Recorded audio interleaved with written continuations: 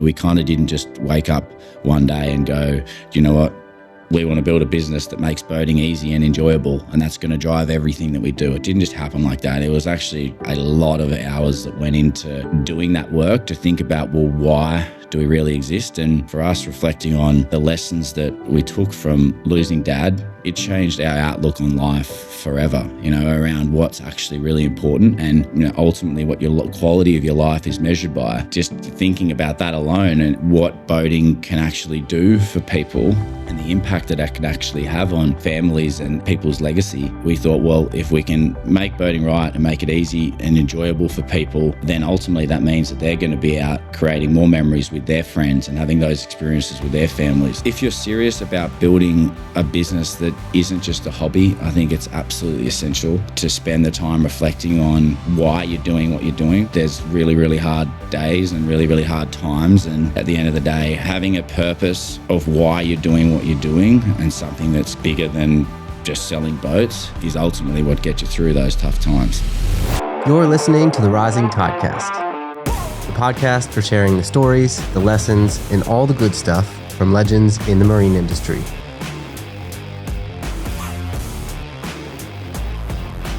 Welcome to another episode of the Rising Tidecast. Today, we've got one of the people that's most responsible for helping me find the marine industry and significantly shaping my journey to establish and grow Rising Tide. So super thankful to have Sam Short on the podcast.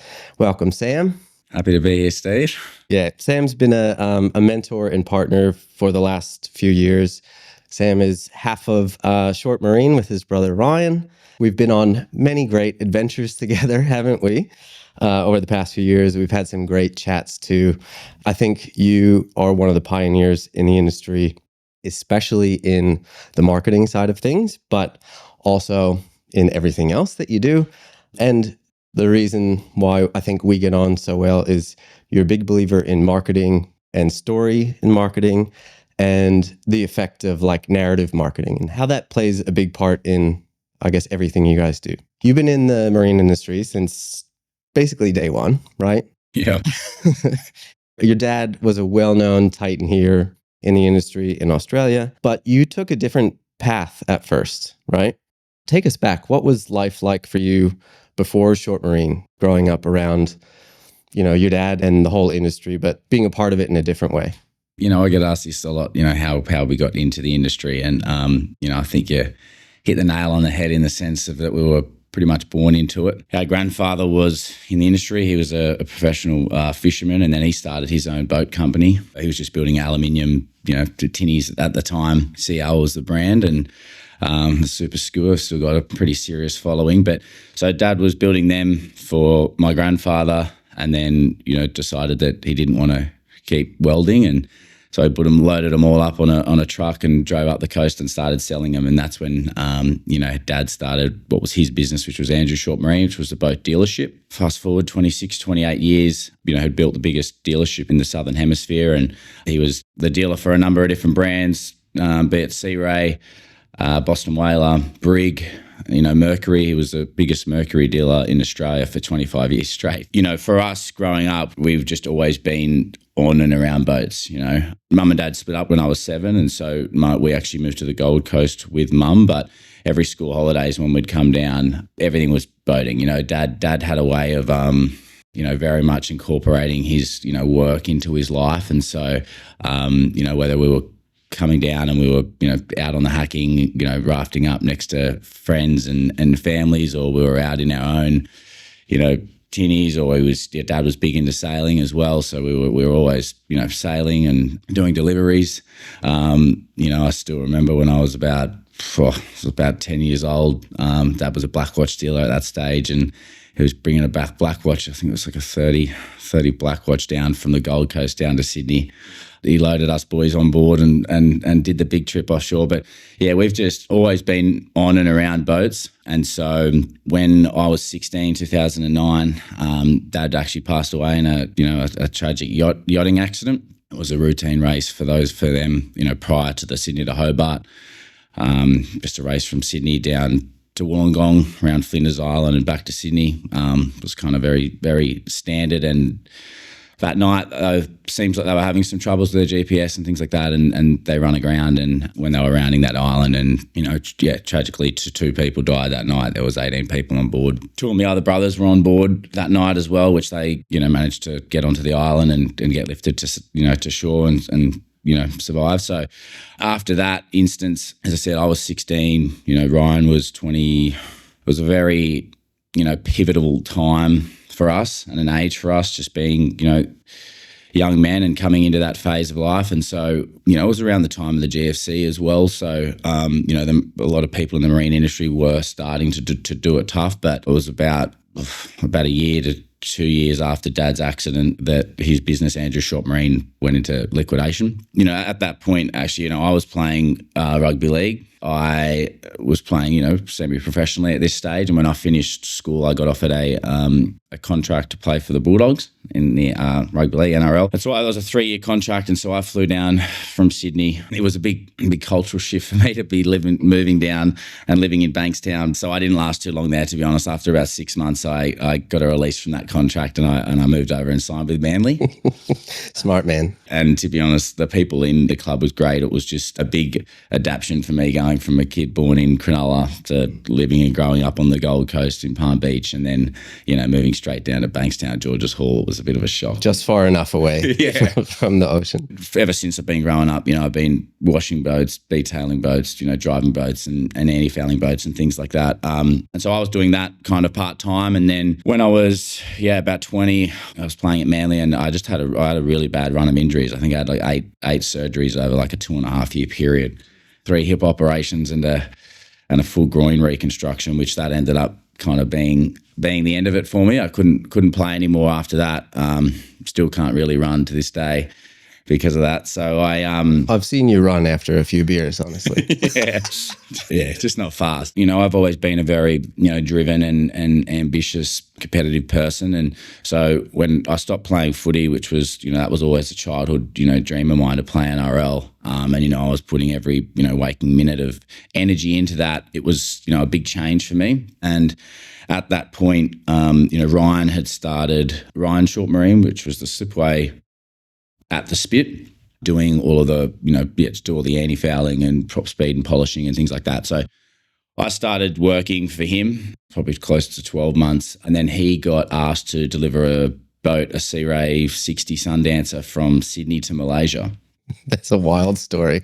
We'll have to get Ryan on to tell that one. Yeah, it was. There was some pretty close calls on that trip. Actually, that would be a good one for you to do. But so Ryan went away, and he that trip went over, it felt like it was about 4 to 6 weeks. And so when he left, then Ryan, just being kind of the person he is, he pretty much left me the keys for his business. And I was, 22 at this stage, with zero business experience. That part of, dealing with the customers and managing the team and, taking the work home, it was something that I really enjoyed. Had you had that in any capacity before this point? Zero.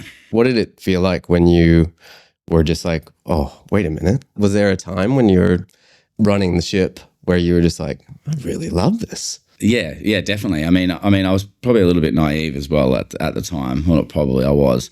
You kind of think you know a lot more than you actually do. For me, doing, things like gurning boats every day and doing the anti-fouling and things like that, I knew that wasn't quite as stimulating for me as what I needed. But when I started to get a taste of actually running the business side of things, that's what opened eyes up for me to what I might do next. I had all of this energy and this drive and this focus that I needed to pour into something. And, business has ultimately kind of been that area for me. So when Ryan got back, he kind of threw me back out on the tools. But at that point, I wasn't kind of ready to go back out there, and said to him, I want to start my own thing, I want, and something that we could do together. I want to get into sales. I want to start. And so Ryan said, yep, agree. And so we started our business together, Short Marine, which started just as a boat brokerage. I was just listing and selling, a lot of the service clients that I had relationships with that I was managing, when they wanted to, list and sell their boats, I was doing that. And then that quickly transitioned into, we reached out to Yamaha obviously running the slipway and the service department there, we were noticing a lot of, there was no Yamaha dealer on the water, and on, all of the, the Yamaha dealership model very much had, these big showroom requirements with all these, certain signage, certain square meterage, which you couldn't do that on the water. And so after reaching out to them a few times and them going, look, it just doesn't fit the model that we have, we ended up getting the managing director down to the marina and, took him for a walk, and we're showing him a number of boats and said, particularly a couple of them were commercial operators, but saying, look, that one used to have Yamahas, it's now got Mercuries because there was no dealer. That one used to have Yamahas, it's now got Mercuries because they had no dealer. And they came back after that and created what was a new model at the time. They put us on as what they called a fleet dealer. I guess how they had to position it to their other dealer network was that we were managing a lot of the kind of commercial stuff, and therefore didn't need to have those other requirements. And so that's what started with us getting the Yamaha dealership. And then from there, every young man, I think, looks up to their fathers and always aspires to be like them. And all of us boys absolutely idolized Dad.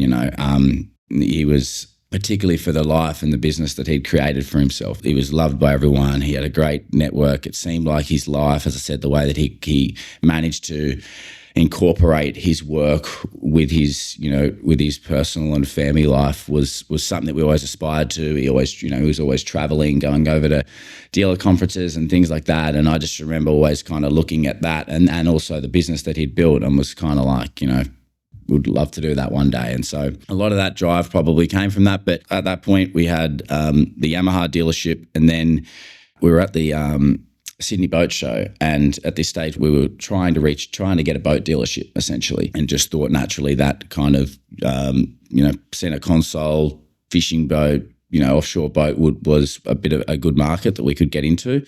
And we went to the boat show, and there was a Grady White there, actually. There was one on display at the Sydney show. And I still remember to this day going up to the guys that were there and asked if they'd be interested in putting us on as a sub-dealer. They basically said no to us becoming a sub-dealer, and so we just went straight to Grady White direct. But put together this PowerPoint basically pitching to Grady White about the opportunity that there is in Sydney. So not only the opportunity that there is in Sydney, but particularly with us as dealers. So, in the doc, there's a lot of stuff around, obviously our history and the fact that Dad sold Boston Whalers. And so we still, at that point through our service department, we were servicing over 40 Boston Whalers a year reoccurring. And so a lot of the pitch was kind of, well, when they come time to upgrade, Grady White would be the great option. But then I think what ended up being really attractive to Grady White and had them even start to consider us seriously was how service focused we were.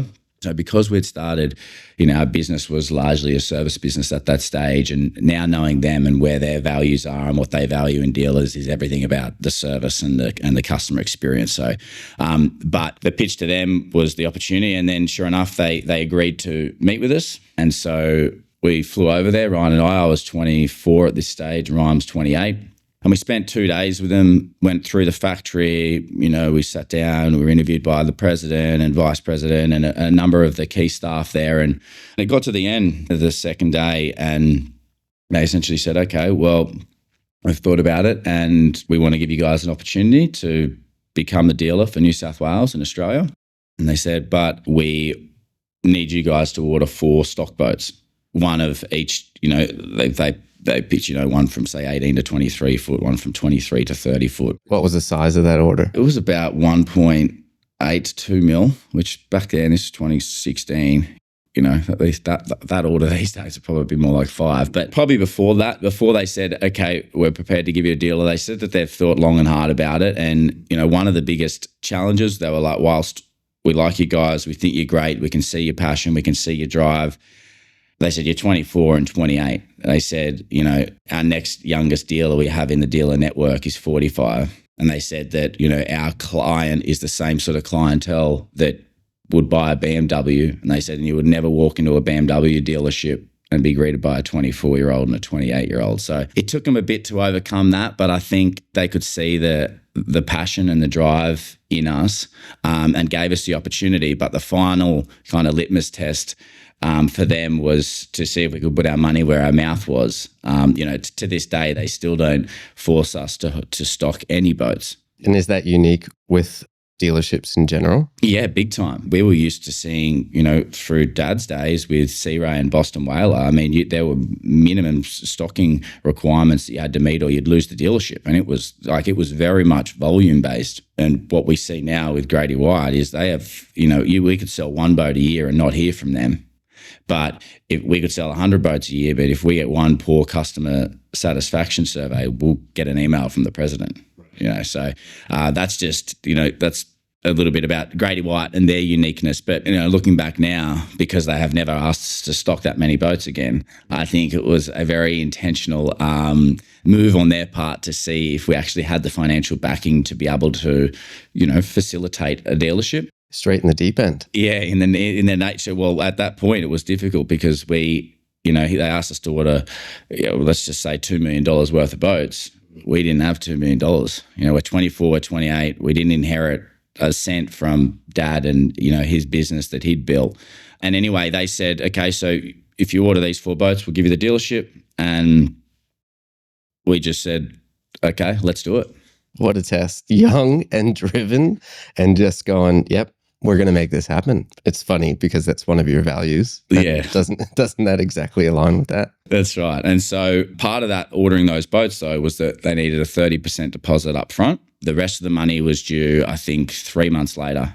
That, I don't know if my maths is right here, but they required about $400,000 from us initially to secure these orders, which was essentially every penny that we had in the bank account at that time.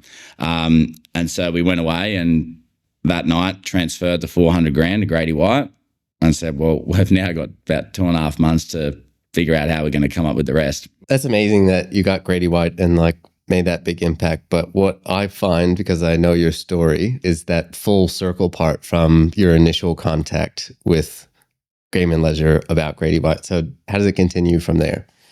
Yeah, so fast forward for 5 years, and Graham McCloy, who's the owner of Game and Leisure, who were the great Queensland dealership for Grady White, but they had all of Australia at that stage when we first approached them.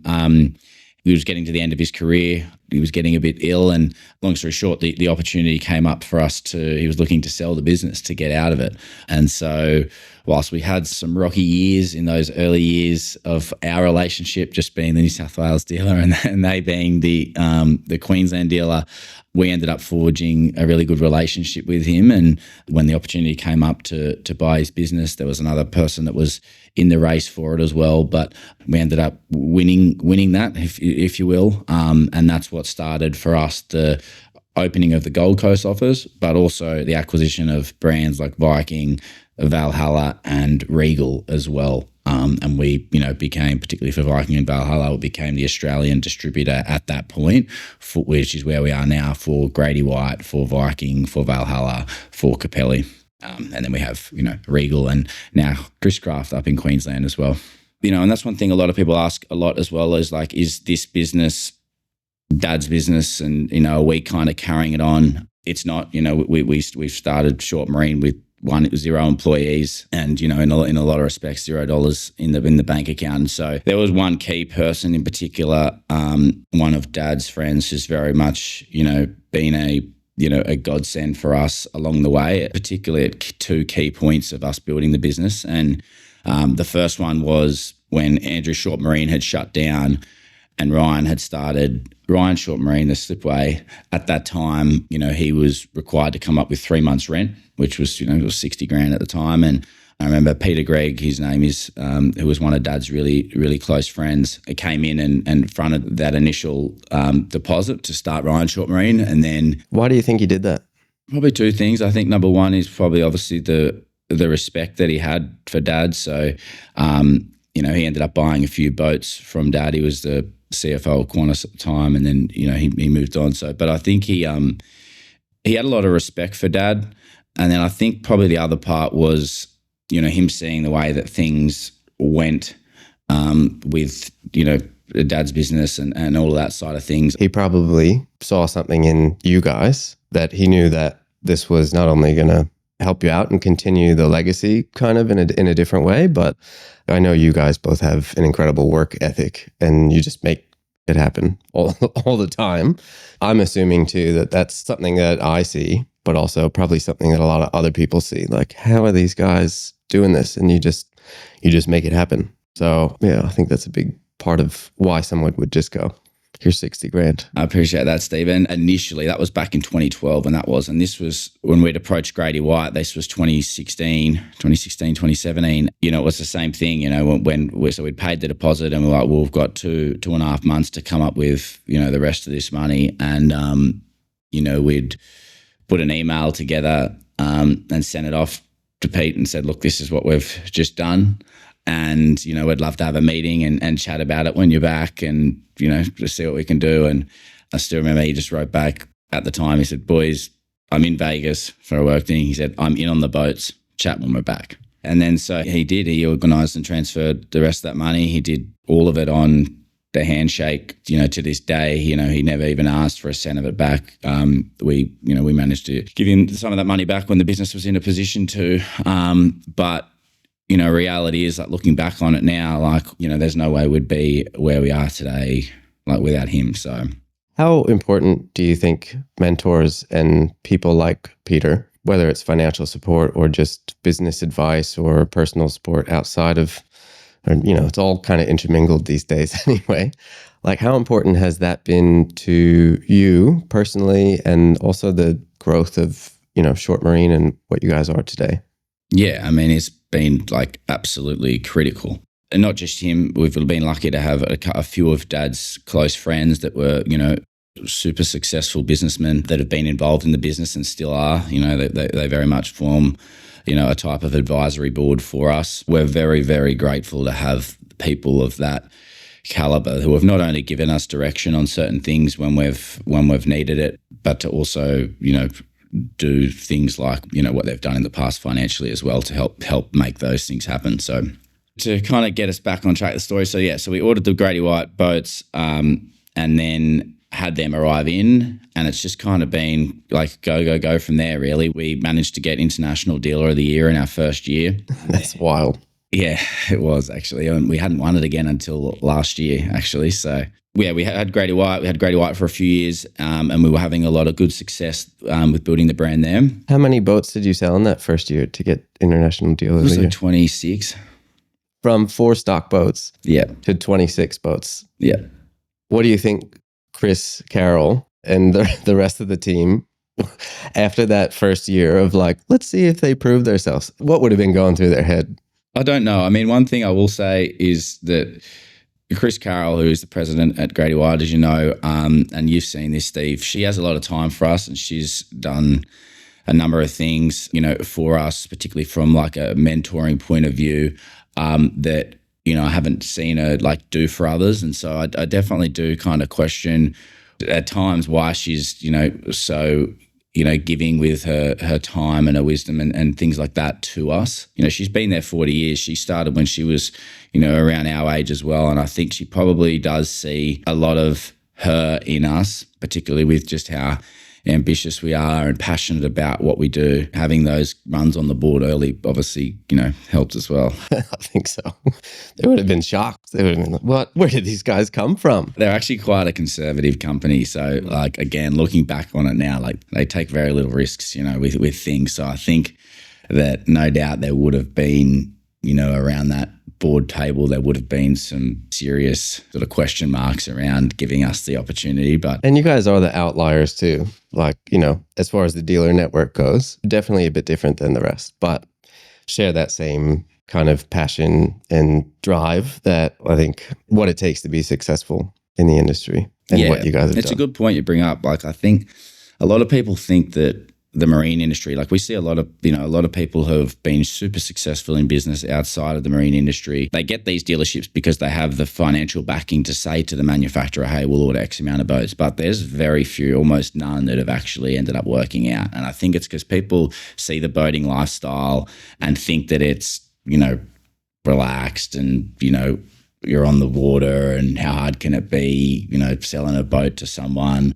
But I think that is the real difference between, you know, the successful dealers and the ones that aren't. As I said before, lucky enough to see Dad and how committed he was to the business that he'd built. And so that's kind of all we've ever known, you know. The whole business model that you guys have developed, Was that around the service side of things and the dealership when you got Grady White? Because from where maybe that started to where you guys are now, first of all, tell us about what it is that you guys offer, that end-to-end solution. And then I think also thinking about it in the fact of like, why is that such a deadly combo, not only for like the customers that you serve, but also for the boat manufacturers that you either maybe get because of that you get to represent, or, you know, they hear about you and you get approached because it's something that is pretty unique. Yeah, so I mean, where we're at as we sit here today, we've got just over 60 staff across both Sydney and Gold Coast. You know, I'd say about 70% of those staff are in the service side of the business. So,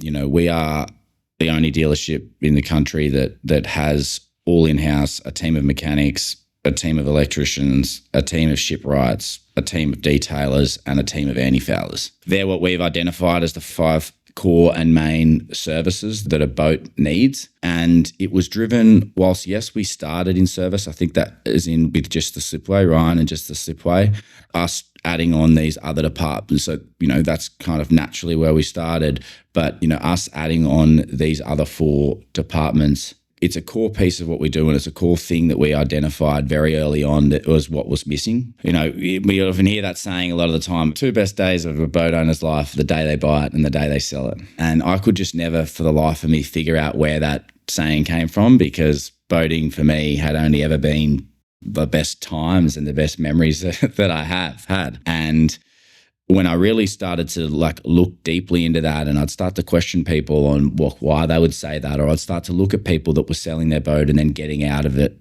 altogether, it was almost always down to a lack of service or support. That for us kind of brought to the attention that like, well, if we can build out a business offering that can not only sell someone a boat, but look after all of the maintenance and all the servicing that comes with it and make it a real step on, step off experience, then we're going to firstly make boating a lot more accessible to a lot more people that might not know kind of where to start, or, you know, and this is stuff I hear a lot. You know, I still do a bit of sales within the business. And so I'm still speaking to customers, you know, and listening a lot to people that are looking at getting into boating, or if they have owned a boat, they're not overly like experienced or confident. And it's those conversations that are really like driving where our business like offering is going. You know, yes, we have the core services that we offer so that we're able to just build a full maintenance plan for someone once they buy a boat from us, to be able to just look after everything for them, to take that hassle out of it for them. But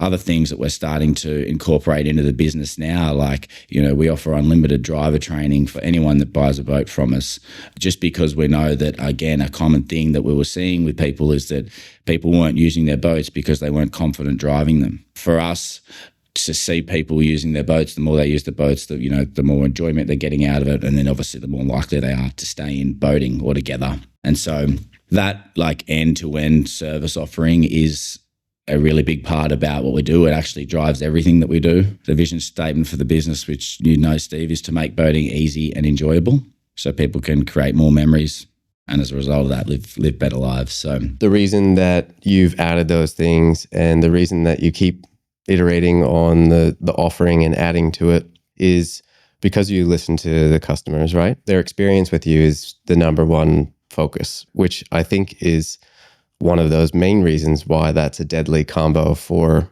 boat manufacturers and, you know, also the customers, is because you're constantly checking the pulse on what is it that people are looking for and what is it that they need to have a better time on the water, and how can we give that to them.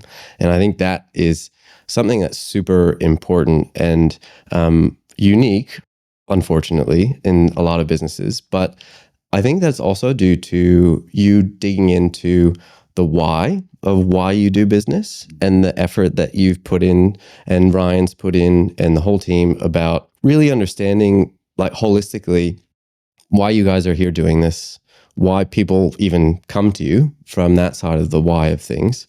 Why do you think it's important to put that work into the why of being in business and defining that? I was a part of a business like training and mentoring group early on when we'd started out, and they did a workshop on this topic specifically. It was around they called it vision, mission, values. And I used to be honest, think that stuff was very just woo-woo, very corporate. You see these values on the walls. They're trust and honesty and all this stuff. And that's some the nice furthest thing that's stock going photos, on. Yeah. Yeah. And so I'd never really believed in it. But for us, as the business grew more and more, once we started to have more than say 7, 8, 9, 10 guys, you're no longer in direct contact with everyone on a daily basis. And so the business really relies on its culture, which culture is for us, we define by our vision, our mission, and our values. You start to build the business, and the business becomes bigger. It's the culture that is everything, that's how we look after our customers. It's the, standards we hold ourselves to. And you're right in saying that, we kind of didn't just wake up one day and go, you know what, we want to build a business that makes boating easy and enjoyable, and that's going to drive everything that we do. It didn't just happen like that. It was actually, a lot of hours that went into doing that work to think about, well, why do we really exist? And to that statement, the first part, which was just, as I just touched on, was to make boating easy and enjoyable.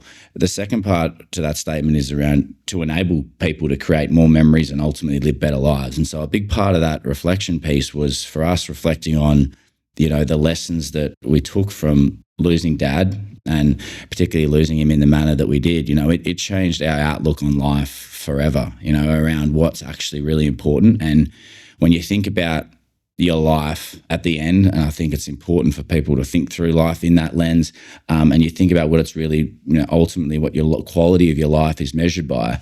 I break it down to 3 things. Number 1, your life's measured by the impact that you have.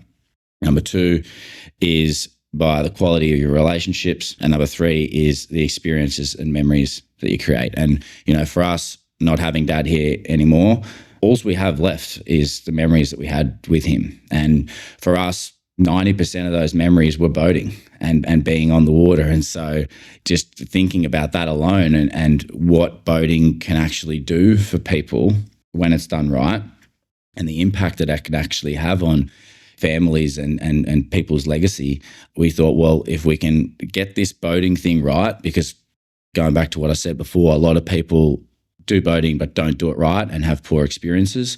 But if we can make boating right and make it easy and enjoyable for people, then ultimately that means that they're going to be out, creating more memories with their friends and having those experiences with their families. And so if we can do that and make that available for more people, then we're ultimately impacting people's lives. So if you're serious about building a business that isn't just a hobby, I think it's absolutely essential to spend the time reflecting on why you're doing what you're doing, because, you see it, Steve, you work closely with us and, than anyone. There's really, really hard days and really, really hard times. And at the end of the day, having a purpose of why you're doing what you're doing and something that's, bigger than just selling boats is ultimately what gets you through those tough times.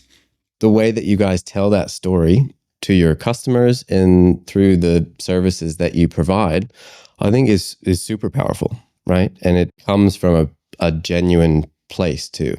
I think it's just finding what it is that you really want to help the people that you serve and digging into that and finding meaning in what it is that you can do for them. I think the why, especially what you guys have put forward, it builds this community of people that are so connected to you, way more than just the product you sell. It's people that believe in what you do because they feel so connected to the life that you are wanting for them, right? Through what you do. Like I said, I went through a workshop that helped, and it really just had, I can't remember a lot of them off the top of my head now, but it had a lot of kind of questions that helped you find that. But one of the big ones was starting with, well, what's the impact and what's the ultimate effect of what my business does on the end customer, and kind of start there and work it from there. You touched on company culture and how that is part of this, right? What do you think that the company culture that you guys have built and are still building, how does it make people enjoy their days at work more? Number 1, but then also number 2, how does it elevate the customer experience? And I think a lot of people live these values and the whys because they understand it, because you communicate it a lot. I think particularly it's a critical piece for now for when we hire people. We hire and fire very, very, we're very strong and firm on that to our values. And so it's important that we do have like-minded people in the business. But the part around having a real purpose behind what you do and how that actually impacts the employees is huge. I think back to my days and times, even when I was working on the slipway, for example, or when I was washing boats, like I didn't really enjoy doing it, but it's because it was just like a routine task. There was no tie for me back to, okay, well, if I clean this boat and get it looking brand new, like what's the actual impact that has on the customer? So for us, whereas when you have a bit of actual purpose behind what you're doing, it makes work so much more enjoyable, and so that's something that from a leadership perspective, we really try and are making a big conscious effort to make sure that we are continuing to remind the team of why we're doing what we're doing, and also how each individual within our business plays a critical role in us being able to ultimately deliver on that. Like for example, we could have the best people in customer experience, and someone could, be updating the customer and doing all that. But at the end of the day, if they get down onto the boat and, the shipwrights or the mechanics who have been working on it have, left big greasy footprints on the boat or anything like that, then at the end of the day, the whole experience is ruined. And so we try and, talk and communicate that a lot to the team. And if you just look at, our retention rates, for our business, we've had, I think, one person in 7 years leave the business, which is huge, aside from the odd few that, weren't doing so well or they culturally weren't a good fit and we made a conscious choice to move them on. I think a big part of why people are here and sticking around is because they're bought into what we're doing and what we're trying to build and achieve. And, you've come with us when we've been overseas to visit Grady White and visit Chris Craft, and you look at those companies and they've got people that have been there for 20, 30, 40 years, and they're people and companies that have a real purpose as well. So that part around getting really clear on what your purpose is and what the mission of the business is absolutely critical to everything. So not only the internal stuff around making sure that, every person in the business is aligned to what we're doing, but from a marketing perspective, it's really important that is felt through the branding and everything that we're doing. And as you said, that ultimately, attracts people to want to do business with us. People listening to this, maybe some of them are thinking about getting into the marine industry or just new at it. What, in your eyes, makes a great person as far as like key traits or characteristics to work and become successful in a company for long term? First and foremost is they've got to have humility. Like, I think it's that whole kind of no dickhead policy. First and foremost, you bring one of us, seen what it's like when you bring one of those type of people into a business and then the impact that can have on the culture. So got to have humility, got to have the kind of willingness to want to learn and want to grow. One of our core values is world-class as well. So we are trying to build a team of the best people in the industry, and that's across the board, whether that's the guys that do our content or the customer experience guys or our tradesmen. I mean, whoever it is, we are really looking to try and build a team of the best. And so someone that's really, passionate about the work that they're doing and actually wants to strive and become the best is really important. And then other than that, it probably is to the rest of our core values is what we definitely look for when we're going through that process of hiring someone. What experience stands out to you that has shaped your perspective on who you've become business-wise or on a personal level? And what was that lesson that it taught you? I would say the thing that impacted me most would be the loss of Dad, to be honest, because it changed my perspective on life like forever. Like everything from just the way I view life, the way I view my relationships, the way I view my family, the way I view my friends. One of the big parts of the, business that we're building that I feel is almost an obligation for us to share as a message is that reminder that life is short. and that we are only here for a very short time in the scheme of things, and we also don't know when it's going to end.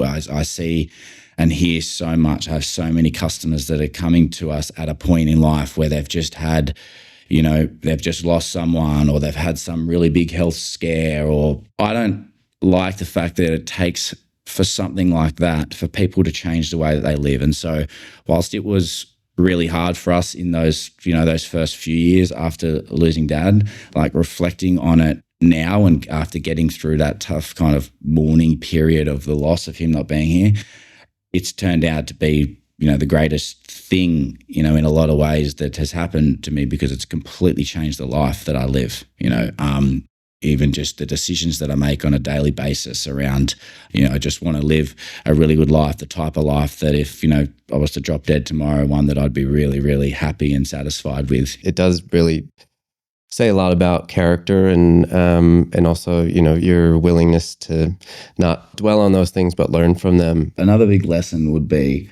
it's probably a bit more business related, is the importance of having really good people in your team and in your life, and then investing into those, those people and those relationships is probably the other biggest thing. When we look at, we're lucky to get exposed to, the most successful companies in our industry when we go overseas, and we get to see behind the curtains around these companies and what makes them so special. And the common denominator in all of them is the people and how they invest into their people.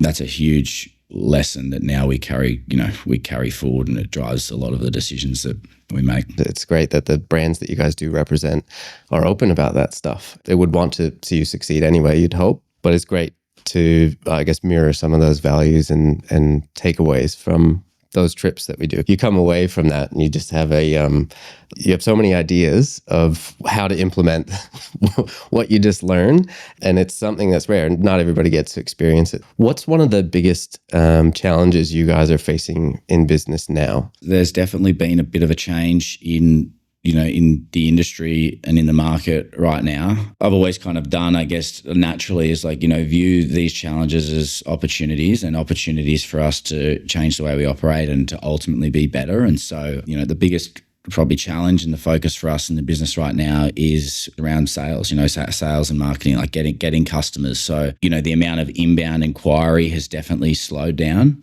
This is what I'm constantly talking about with the team. It's like we've got two options right now. Right. So let's say that the market has slowed, come off, say 30%, 40%, that's just a kind of round number, but that's, loosely what it feels like.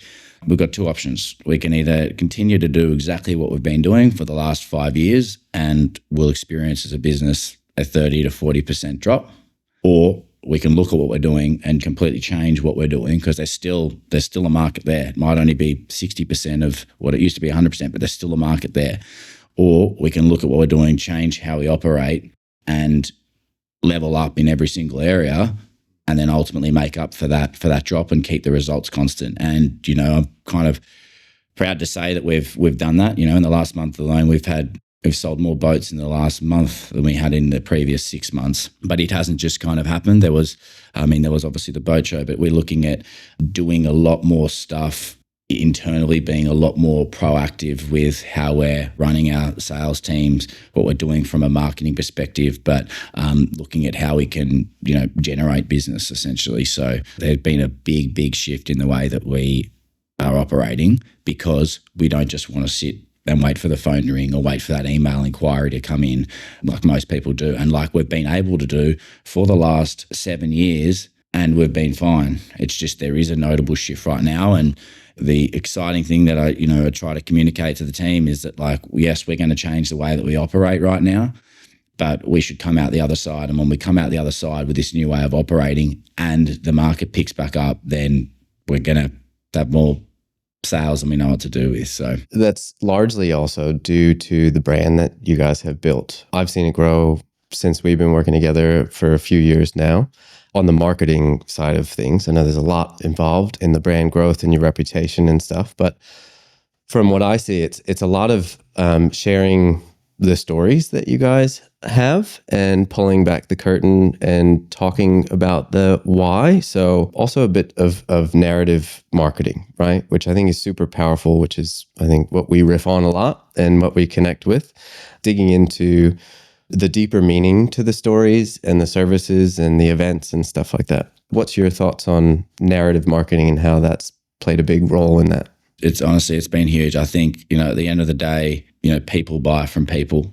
I mean, you'd remember we had a strategy session about 2 years ago, a marketing strategy session. And, one of the goals there was that we wanted to humanize the brand more, the Short Marine brand. And so, that's connect people to who we are and as people and as humans, not only us, as in Ryan and I, but, our team and our customers. We just wanted to make a big conscious effort to bringing that to life. And it doesn't just benefit from a sales side of thing either. Like we are in a market and in an industry that it is hard to attract and recruit top talent.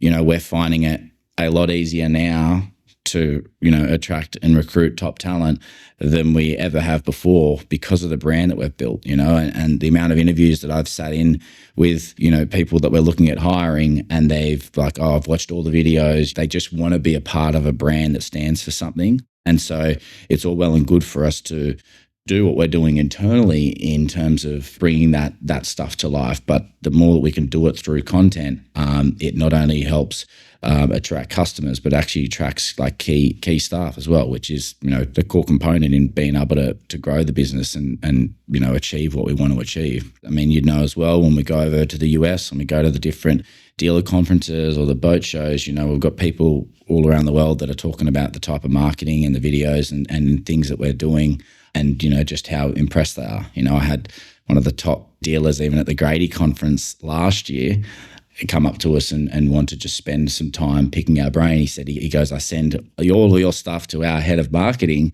and say, we just need to do that. Just do this. That's a credit to you, Steve. I think the reason why it works well for us, I think we share the same vision for what we want to do there and know the importance of it.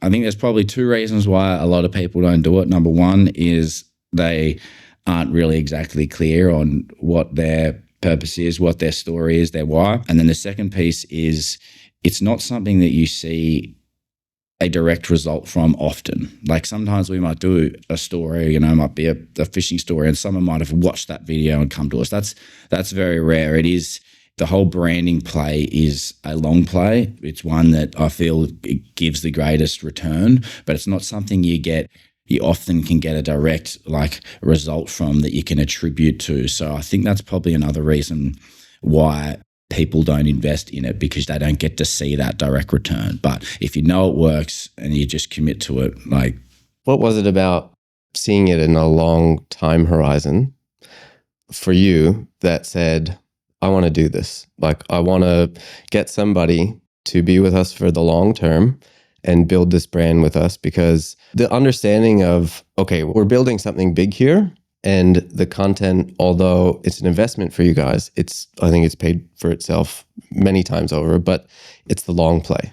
I'm very much like a best practices kind of guy. Like when we want to build, a really good business, and in order to do that, we'll constantly be seeking what's best practices from other industries and things like that. And whether that's from a service perspective or a marketing perspective or a sales perspective, but, I'm constantly seeking that stuff out. And I think one of the most common things that I saw from a lot of great brands that, that I would follow or look into is that they were investing heavily into this side of things. And then, obviously speaking about the benefits of it when you do it and if you stick to it. So it's an investment into the long term. Like where, I'm 31 now, we're going to be in the industry for the next 20, 30, 40 years. So for us to invest into it is, just felt was a smart play based off the results that I was seeing across other industries. Yeah, there's so many crossovers, I think, like in luxury car industry, real estate, stuff like that, all the things that we both follow and see, and you see the result of, and you're like,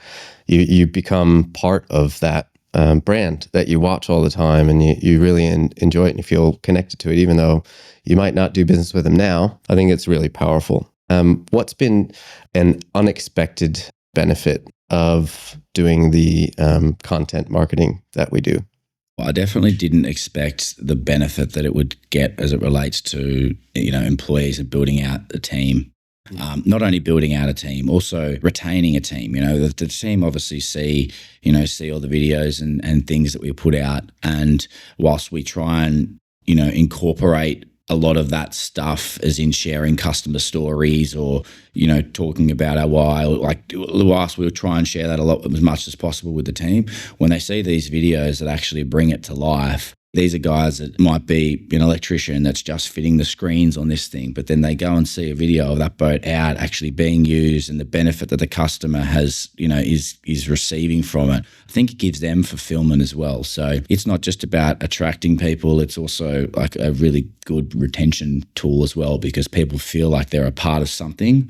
And particularly if we look at across our industry, there's not necessarily, a dealership that they might look at and think, oh, well, I want to be a part of that. Especially recently in the last year, we've kind of shifted to the general boating and lifestyle. So it's not just about, this one brand and what it does and what it's known for and what it gives you, which goes back to your why. And I think that's a much easier thing to align with, even if you don't love the brands that you see online that they sell or something from an outside perspective, like, oh, these guys do really cool stuff. And then maybe they're not your customer, but they tell someone else about it who would love a Grady White, but didn't know about that and loves fishing and stuff. And they're like, oh, I watch these guys all the time. They're awesome. You got to go, check them out. It is becoming, a bit less about the product for us and more about the experience and what you ultimately get. Like, I'm noticing more and more and more that people are coming and buying boats from us, not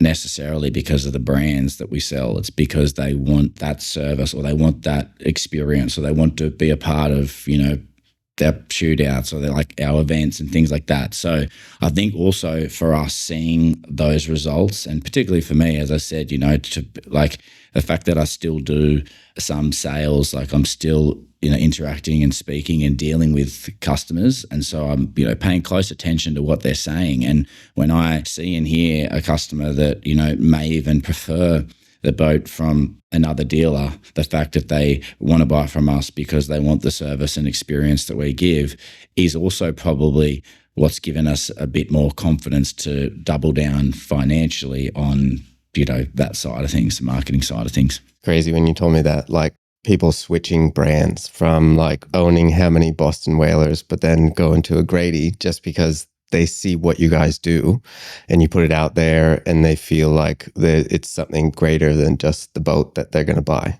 What a recipe for a success if you put the effort in, because you guys spend a ton of time and a ton of work, outside of the day-to-day like business operations side. I think, do you have a favorite experience or story you've got on the water?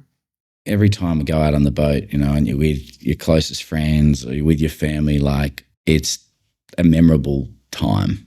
Probably one trip we did, we delivered a Grady White 375 Freedom from Sydney up to Airlie Beach. So the customer has a holiday house up there, and so we had the boat arrive into Sydney.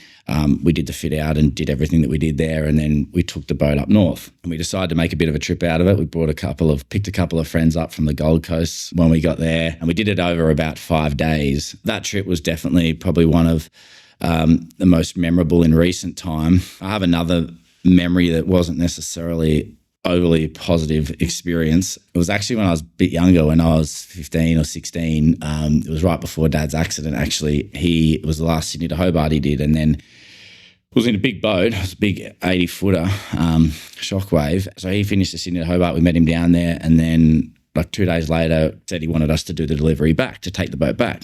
Now, with the Sydney Hobart, obviously all the boats leave Sydney and they all finish, within a few days of each other. And then they normally wait for a good weather window and then they like head back home. Dad needed to get home I can't remember exactly what it was, but I think he had some kind of work thing on that he needed to get home. And so everyone was waiting another 2 days for this weather to pass. I think it was like a big like nor'wester or something that was coming through. He convinced us that we were going to just go to Melbourne and then we'd fly from Melbourne up to Sydney. And we got to the top of Tasmania like in the start of Bass Strait, and the wind had turned. Apparently, again, I wasn't checking the weather at this stage, whether this was always his plan or not, but he basically said it's too rough. We're going to be punching straight into it to go to Melbourne. We're just going to go straight to Sydney. And so meanwhile, everyone else in the fleet who did the Hobart waited a day or two because they've obviously seen the forecast and thought, like, that's just not pleasant. Crazy. Yeah. And so across Bass Strait we went, and there were waves that were dead set like twice the size of this building that we were going through and coming crashing down. This big 80-foot yacht and, you know, big waves coming over the deck. We all had to be actually harnessed on. I remember we were coming down one wave in particular, and Dad was at the helm and I was sitting next to him. When we were coming down this wave, we had this, you know, big lot of water come across the deck that knocked him completely off the wheel. Like, I was flying all over the place as well. And then he gets up off the ground and we're like obviously soaking wet and grabs the wheel. I just remember that was one of the bloody scariest times ever. But we got through it, and it was one of those things that, you know, obviously with him not being in now, I was kind of grateful to go through that. And it's so funny to hear that and the other stories that I hear from you guys, and then see those similar characteristics in you and Ryan. Yeah, probably more Ryan than me, but yeah. That's the thing with boating, mate. Like, you look back at your life and they're the best moments in your life. And that's again why I was, you know, what I was touching on before about why I think it is actually so special what we're doing here with the type of, you know, service and experience that we're building, because the more people that we can get to experience that, and they get to experience it with their friends, and we live in such a beautiful country as well, then we're actually going to have a really big impact on people's lives. So that's what it's all about. Got some rapid fire questions for you. Okay. First thing that comes to mind, all right? Favorite boat brand? Grady White. Favorite piece of content we've ever created, and why? Probably the America, which was, I think it was the first episode of Short Stories. Yeah, that one. Why was it your favorite? Because that was just such a fun trip, and you captured the way that you captured it. It helps us relive that memory over and over again. So it was the start of Short Stories, which is now, you know, starting to be something that's special, and not only to, you know, connect people to the business and the brand, but I feel it's something now that we'll be able to look back on in 5 years and 10 years and have, you know, the whole journey documented. So it's pretty cool. But that trip was a very, very fun trip. That was a wonderful introduction to you guys. Yeah. We had a good time. Best piece of advice you've ever received? It was one of Dad's one. Be here for a good time, not a long time. Most memorable recent customer interaction you've had? I got a message yesterday from a customer, just out of the blue, just a message to let me know how incredible the service and all of the team at Short Marine have been to him. So, you know, I get a number of messages like that now, and that's, you know, they're nice. Aside from the messages and the photos and things that we receive from customers when they have had, you know, an amazing day out with their friends or with their family, and they're sharing how good the boat is, you know, for them, and what a great decision it was, and etc. The next best thing to that is when I get messages like that from customers just saying how amazing all the team were. It's worth it, putting on all that effort and building a team and a culture around it. It's awesome. Favorite place in the world you've been to, and why? So I just got back from the Maldives, as you know. We went there for our honeymoon, and just went back again recently. I'm just very much a kind of sun, ocean kind of type of relaxed, kind of tropical type of guy. And that place is just like heaven on earth. Ticks all the boxes. Yeah. How many takes do you think it takes to nail a short story? I'd say we're getting a lot better, but there has been the odd one take. 4. Conservative estimate. I like it. What's a book that's changed your perspective? Breaking the Habit of Being Yourself. What's a hidden gem for Sydney boaters? Everyone knows Castle Rock. You can't really kind of go past that on the right day. Yeah, I'll run with that. Yeah, I think if you're not from around here, that's a gem. If you weren't in the marine industry, what would you be doing?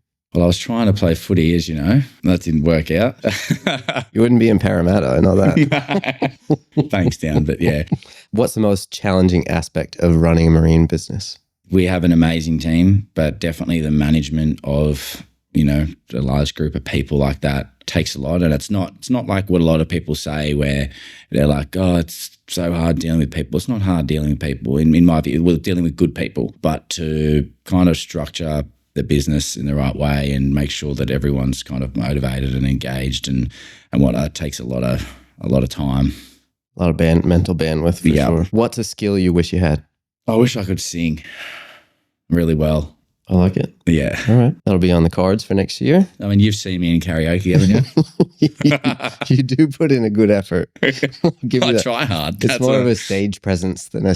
Yeah, that's what I mean. If I could combine that with a good voice, I'd be a rock star. That's what you'd be doing instead of the marine industry. What's your favorite thing to do outside of work? Spend time with my son. I've got a 3-year-old boy, Bailey, and he is an absolute character. But I love that. He keeps me really grounded, and that's when I'm away from work. He's awesome. Best boat name you've heard? Oh, I've heard some quite crude ones, actually. That can go on the best. No, trust me, not these ones. The Office. It is a good one. What's one essential item for a great day out on the water? Cold beers are a pretty good thing to have on board if you have a designated driver, of course. Yeah, a cold beer enhances any day out on the water. Yeah, we've definitely shared a few out there. It makes it all worthwhile. What's the vision for the next 10 years of Short Marine? Vision for the next 10 years of Short Marine, I do feel that we've done a lot of the foundational groundwork in building the business that we have, as in we now have what we deem the best brands in the world in each of their respective categories. So whether you want a day boat, we've got that option. Whether you want a fishing boat or a fishing family boat, it feels like we've got the best brands in the world. And then from a service perspective, we've built out all of those departments in-house now, the mechanical, electrical, detailing, shipwright and anti-fouling all in-house. We also believe to be the 2 best locations in Australia as well, be it at Runaway Bay on the Gold Coast and at the Spit in Sydney. So kind of viewing the last 8 years as the first phase of the business, which is establishing all of our foundations, and the focus over the next 5 to 10 years is to really just go deep and double down on what we have and really start to build the brand and our individual brands. You've also maintained the core values and what you're known for without a big drop in customer satisfaction, right?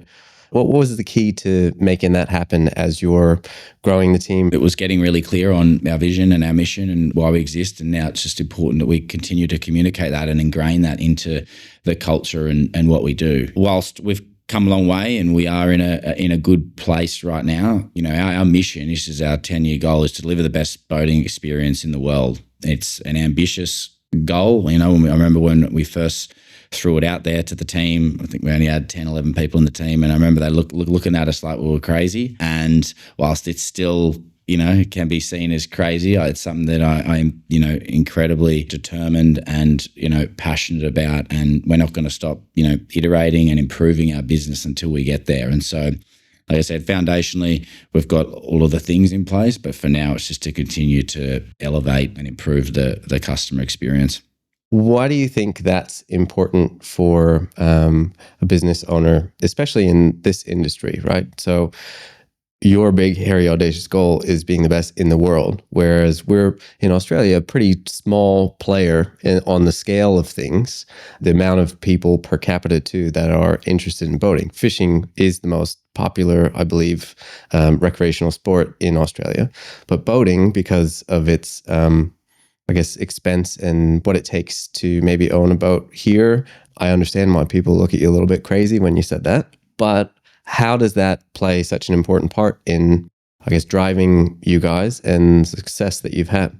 It's huge. I mean, there's the old saying, if you're not growing, you're dying. And another really important piece is that when they talk about happiness, they say that growth is the number one, the number one driver to someone's, happiness. And so you can think about it from, a bigger macro level of, okay, well, what's this actual business that we're trying to build, and having that, that big goal definitely keeps us motivated and inspired to constantly look at ways how we can improve. But it's also, if we go down to more of the micro level and we're talking about how we're interacting with the team and things like that, we're thinking, how can we do, everything better? Is it how can we, when we email the customer, 5 days before it gets on the ship, can we attach photos and videos to that to just improve that experience? I think constantly having that big goal but brought down to the day-to-day gives people that purpose and that drive to feel like that they're growing and they're contributing to us achieving that goal, which just creates that purpose around the work that they do. Living in line with the mission. and vision. How do you want to leave us today, Sam? How do you want to close this off?